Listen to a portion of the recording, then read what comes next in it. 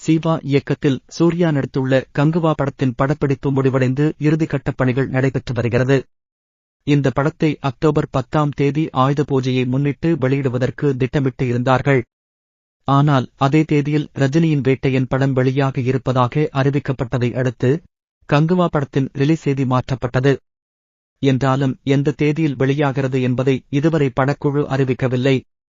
இப்படியான நிலையில் வருகிற தீபாவளி தினத்தில் அஜித்தின் விடாமுயற்சி, சிவகார்த்திகேயனின் அமரன் உள்ளிட்ட சில படங்கள் வெளியாகும் என்று கூறப்பட்டதால் கங்குவா படத்தை தீபாவளிக்கு வெளியிட திட்டமிடாமல் இருந்தார்கள்.